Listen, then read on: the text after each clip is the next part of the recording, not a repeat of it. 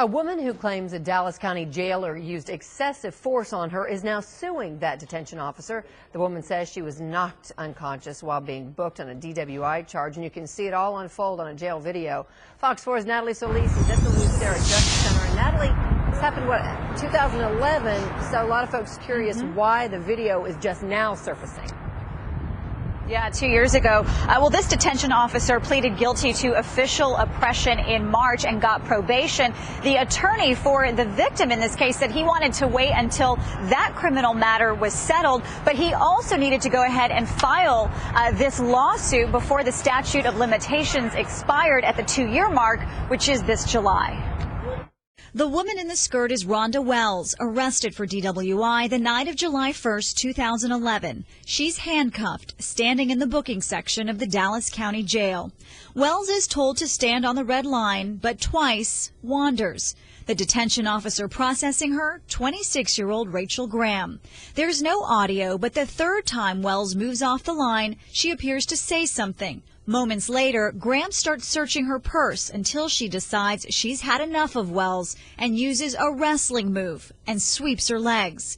With no way to break her fall, Wells face plants on the ground and lies there unattended while Graham continues searching her purse. Oh my. It's just awful. Randy Eisenberg is a former judge and criminal defense attorney. He represented Whitney Fox, pulled over for DWI in 2009 and slammed into a concrete wall by a DPS trooper, found guilty of misdemeanor assault. We showed Eisenberg the video. He is not a part of the Wells versus Graham civil suit or their criminal cases. Maybe if this woman wasn't handcuffed and she took a swing at the detention officer, maybe she'd be justified in doing what she did, but that's not what happened here at all. The lawsuit says Wells was knocked unconscious, had head and face trauma, and suffered shattered and broken teeth.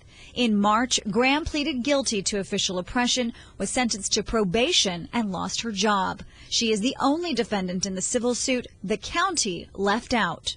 If the county says we've trained our officers not to behave this way, and we have, then you have to have sort of a standard of gross negligent supervision to get over that hurdle.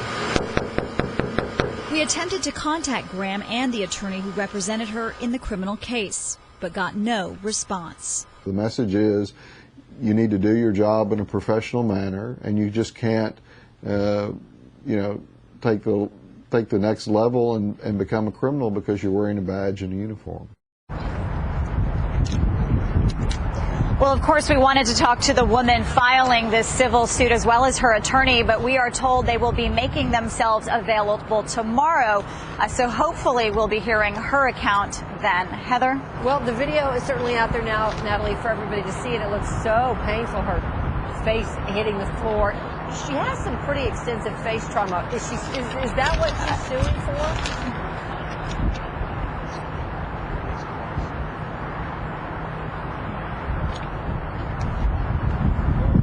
Hey, Natalie, can you hear me? Okay, now I can hear you, Heather. Okay, so we've been looking at this video of Rhonda Wells hitting there she goes again, hitting the floor. What is she suing for? Okay, exactly? I think you're asking me about what they're suing for. I apologize. It's a little bit hard to hear.